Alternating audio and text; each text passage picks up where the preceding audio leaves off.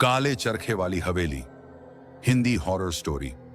रात के 12:07 पर तेज हवा में नीम का पेड़ कर्रा रहा था और आकाश पूरा अंधेरा, मानो चांद भी उस गांव से डरकर छुप गया हो। अमन, जो शहर से गांव आया था, बचपन से इस हवेली की कहानियां सुनता आया था।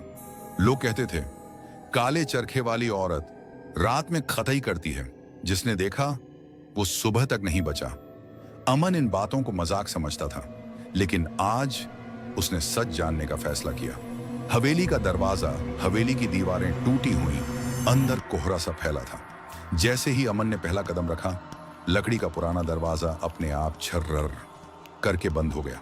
वह चौंका, पर डर को हंसी में उड़ाकर अंदर बढ़ गया। अचानक उसे कमरों से धीमी सी आवाज सुनाई दी, टिक टिक टिक, चर्र चर्र, जैसे कोई पुराने लकड़ी के चरखे पर धागा काट रहा हो। अमन का दिल पहली बार तेज धड़कने लगा। अंधेरे में बैठी आकृति हवेली के पिछले कमरे में उसने उसे देखा।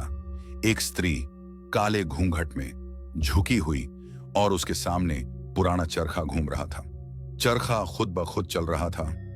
उसकी उंगलियां हवा में चल रही थीं, लेकिन धागा बनता जा रहा था।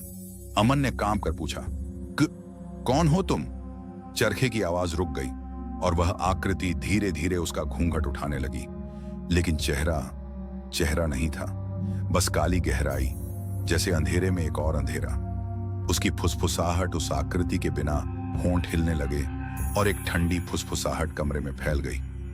मेरे धागे में जो फंसा वो कभी लौट कर नहीं आता। अमन मुड़कर भागा। सारी हवेली उसके पीछे जैसे जिंदा होकर चीखने लगी। दीवारें धड़क रही थीं, कमरों से घूंघट वाली परछाइयां झांक रही थीं। अमन ने दरवाजा खोला, पर बाहर पूरा गांव खड़ा था। उनके चेहरे सपाट, आंखें काली। सब एक साथ बोले, तू देर से आया है, अब तू धागा बनेगा।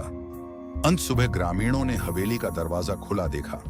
अंदर सिर्फ एक चीज मिली, पुराने चरखे पर लिपटा हुआ नया लाल धागा, और धागे के नीचे अमन का फोन पड़ा था, जिसमें आखिरी रिकॉर्डिंग में बस यह आवाज थी, चर्र चर्र, मैं आई।